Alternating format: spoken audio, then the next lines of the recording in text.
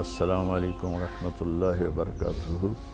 جناب محترم حضرت مولانا سجاد نعمانی صاحب، ذاکر کے ذریعے پتہ چلا کہ اللہ تعالیٰ کے فضل و کرم سے آپ اور اہلیہ محترمہ دونوں کرونا سے بعافیت شفا یاب ہو گئے۔ اللہ پاک آپ کو صحت کاملہ عاجلہ نصیب فرمائے اور اللہ تعالیٰ آپ کا سایہ سلامت رکھے۔ آپ امت کے لیے ایک سرمایہ ہیں۔ دوسری گزارش تھی کہ آپ کا کلپ مجھے پہنچا ہے جس میں آپ نے ایک شادی پر تبصرہ کیا ہے کہ 200 کروڑ کی شادی ہوئی ہے۔ میں آپ سے گزارش کروں گا، میرا میڈیا کے ساتھ سب سے زیادہ تعلق ہے، یہ دجال اور کذاب ہیں، میں نے بالکل جھوٹ بولا ہے۔ اس گھر سے میرا تعلق کوئی 28 سال پرانا ہے۔ جب یہ چھوٹے سے تاجر تھے تو میری اور ان کا تعلق ہوا، تبلیغ کے ذریعے سے ان کے یہ تبلیغ میں لگے، جانا شروع کیا تو اس سے آنا جانا تعلق محبت شروع سے رہا۔ ان کے والدہ کا جنازہ، والد کا جنازہ میں نے پڑھایا، تو اس تعلق کی وجہ سے میں نکاح پہ گیا تھا۔ میں نے ان سے پوچھا جب یہ خبر پھیلی کہ 200 کروڑ کی شادی، تو انہوں نے کہا مولانا ہماری صرف ٹوٹل 10 کروڑ اس پہ لگا ہے اور یہ بالکل بکواس ہے۔ ان کا بیٹا آگے میرے بھتیجے کا بہت قریبی دوست ہے۔ پھر یہ بھی خبر تھی کہ 10 لاکھ مولانا طارق جمیل کو نکاح کا دیا ہے۔ مولانا اس سے بڑا جھوٹ اور کیا ہوگا؟ پھر آپ نے ایک حدیث کوٹ کی، بیس الفقیر علی باب الامیر۔ اللہ کا شکر ہے، اللہ نے مجھے ایک اچھے گھر میں پیدا کیا۔ اللہ تعالیٰ مجھے بڑے بول سے بچائے، عجب سے بچائے، اللہ مجھے تکبر سے بچائے، تکبر سے بچائے۔ مولانا اللہ تعالیٰ نے خوشحال زندگی عطا فرمائی۔ ہم جدی پشتی ذمہ دار ہیں اور اللہ نے اپنا فضل فرمایا کہ مجھے اس راستے پر پھیر لیا، اس کا کرم اور احسان ہے۔ تو میں تو اپنے تعلق کی وجہ سے گیا تھا اور مجھے بھی وہ منظر اتنا اچھا نہیں لگا، لیکن جو کہا جا رہا ہے 2 ارب کی شادی ہوئی اور مولانا طارق جمیل کو 10 لاکھ دیا گیا، یہ سب جھوٹ ہے۔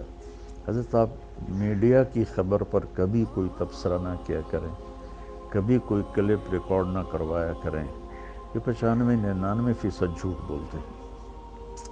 تو اس لیے مجھے تو ان محفلوں میں جانا ہوتا ہے۔ ہمارے اکابر میں شاید ہی کوئی طوائفوں کے پاس گیا ہو، مولانا میں طوائفوں کے محلے میں جاتا ہوں۔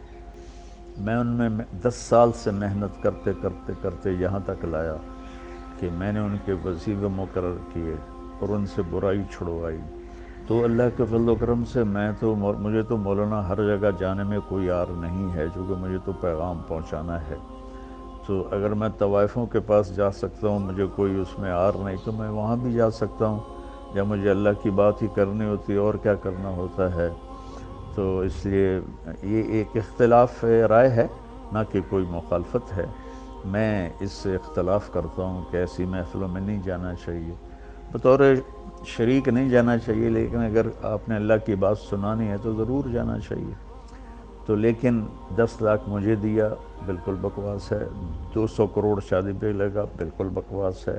ہاں انہوں نے مجھے بتایا کہ 10 کروڑ لگایا ہے، اور وہ کھربوں پتی لوگ ہیں، 10 کروڑ ان کے لیے کیا مسئلہ ہے، لیکن بہرحال پھر بھی اسراف تو ہے۔ میں پرانے تعلق کی وجہ سے گیا ہوں، تو میں معذرت کے ساتھ میں صفائی پیش نہیں کیا کرتا، میں اپنے پر بات لے لیا کرتا ہوں، لیکن اللہ کے نیک بندوں کے دل میں کوئی بات آ جائے تو وہ میرے لیے نقصان دہ ہے۔ میں نے اپنی صفائی پیش کرنے کے لیے بات عرض کی ہے کہ 2-4 لقمے روٹی کے کھائے تھے اور اسی پاؤں پہ میں واپس آ گیا تھا، اور ان پر بھی یہ بالکل جھوٹا الزام ہے کہ انہوں نے اتنے پیسے خرچ کیے، اور میں معذرت کے ساتھ پھر معافی چاہتا ہوں اگر میری کوئی بات بری لگی ہو۔ میں نے کوئی کسی عجب کی وجہ سے یہ نہیں بتایا کہ میں طوائفوں کے پاس جاتا ہوں یا فلمی اداکارائیں ہیں وہاں جاتا ہوں، گلوکار ہیں، گانے والے، گانے والیاں، سب کے پاس میں جاتا ہوں، ان سے بات کرتا ہوں، تو ان کے بڑے اچھے نتائج ہیں۔ اور باقی ہدایت تو اللہ دیتا ہے، میرے ذمہ تو ہے بلغ ما انزل الیک من ربک، میرے ذمہ تو اتنا ہی ہے۔ اللہ تعالیٰ مجھے آپ کو اپنی حفظ و امان میں رکھے۔ السلام علیکم ورحمۃ اللہ وبرکاتہ۔ وعلیکم السلام ورحمۃ اللہ وبرکاتہ۔ حضرت مولانا، میں سب سے پہلے تو آپ کا بہت ممنون و مشکور ہوں کہ آپ نے بہت مسلسل مشغولیت کے باوجود میری اصلاح کے لیے یہ صوتی پیغام ارسال فرمایا۔ اللہ تعالیٰ آپ کے رتبے بلند فرمائے۔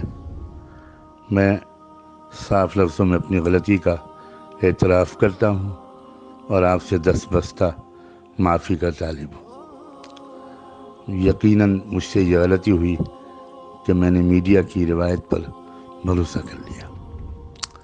مجھے ایسا نہیں کرنا چاہیے تھا، اور عذر کے طور پر نہیں کہتا، برسبیل تذکرہ عرض کرتا ہوں کہ اگر ہمارے ملک کے اندر کی خبر ہوتی تو میرا عام معمول یہی ہے کہ میں پہلے اس کی تحقیق کرتا ہوں۔ وہاں تحقیق کا میرے پاس کوئی اور راستہ نہیں تھا، اور پھر بھی مجھے یہ نہیں کرنا چاہیے تھا جو میں نے کیا۔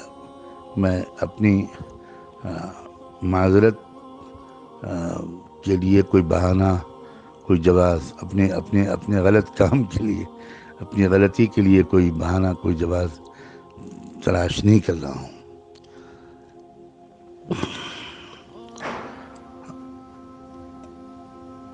یہ بھی میں تذکرہ کر دوں کہ یہاں ہمارے ملک کی جو صورتحال ہے، حالات ہیں، اس میں ہم لوگوں کو بہت شرمندگی اس لیے بھی ہوتی ہے کہ یہاں کروڑوں کی تعداد میں، بلا مبالغہ کروڑوں کی تعداد ایسے غیر مسلموں کی ہے کہ جو کروڑ پتی ہیں، ارب پتی ہیں، کھرب پتی ہیں، مگر وہ ایسی تنظیموں سے وابستہ ہیں، تحریکوں سے وابستہ ہیں۔ ان کے اندر ایسا شعور، قومی شعور بیدار ہو گیا ہے کہ انہوں نے اس عہد نامے پر دستخط کیے ہیں، اور اس عہد کو نبھاتے ہیں کہ وہ اپنے بچوں کی شادیوں پر بہت کم رقم خرچ کریں گے۔ یقین بھی آنا مشکل ہے وہ انسان جو 5 کروڑ 10 کروڑ خرچ کر سکتا ہے، وہ بھی عام طور پر 4-5 لاکھ یا 10 لاکھ سے زیادہ خرچ نہیں کرتا، اور اس پر کڑی نگرانی بھی رکھی جاتی ہے۔ تنظیمیں اپنی ممبرشپ سے ایسے شخص کو نکال دیتی ہیں، اس کا سماجی مقاطعہ، بائیکاٹ کیا جاتا ہے، اور وہ لوگ اپنی وسائل کو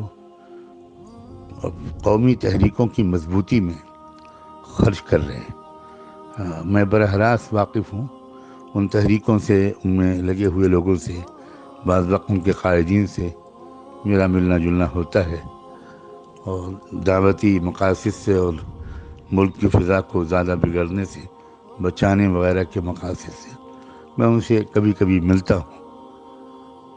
تو یہ باتیں مجھے اندر سے معلوم ہوتی ہیں کہ اس قوم کے اندر، بہت بڑے بڑے سرمایہ داروں کے اندر یہ شعور بیدار ہو گیا ہے کہ ہمیں ان رقموں کو اپنی قوم کی مضبوطی میں استعمال کرنا ہے، اور یہی وجہ ہے کہ وہ کہاں سے کہاں پہنچ گئے۔ اور ہم مسلمانوں کا اس سلسلے میں جو حال ہے وہ ناقابل بیان ہے۔ ہمارے ہاں بھی یہی صورتحال ہے۔ ہمارے یہاں تو خیر اتنے سرمایہ دار ہوتے ہی نہیں، اور اگر وہ سرمایہ دار بہت ہوتے بھی ہیں تو ان کے اندر کوئی قومی شعور آیا ہو، اور وہ اپنے مال کے صرف کا رخ انہوں نے اجتماعی اور مجموعی فلاح و بہبود کے لیے استعمال کرنے کو ترجیح دی ہو، ایسے لوگ کوئی خال نظر آتے ہیں۔ اب میرا چونکہ رابطہ رہتا ہے، تو جب وہ خبر آئی تو مجھ پر یلغار ہوئی، اور دونوں طرف سے ہوئی، مسلمانوں کی طرف سے بھی ہوئی، اور اس کی ایک وجہ یہ بھی ہے کہ میں شاید اب تک تقریباً چند سو نہیں بلکہ چند ہزار لوگوں کو اپنی اصلاح کے لیے آپ کے بیانات کے سننے کی طرف باصرار متوجہ کر چکا۔ اکثر میں لوگوں کو متوجہ کرتا ہوں کہ وہ آپ کے بیانات کو پابندی سے سنیں، انشاءاللہ ان کی زندگی میں تبدیلی آئے گی۔ ایسے بہت سے مسلمانوں نے بھی مجھے فون کیا، احتجاج کیا، اپنی حیرت و استعجاب کا اظہار کیا، اور بہت سے غیر مسلموں نے بھی مجھے فون کیا اور اپنے تعجب کا اور ناپسندیدگی کا اظہار کیا. تو بس وہ فوری طور پر ایک تاثر تھا اور میں نے وہ گفتگو نشر کر دی. لیکن اب میں بڑی حد تک شرمندگی محسوس کر رہا ہوں، اور آپ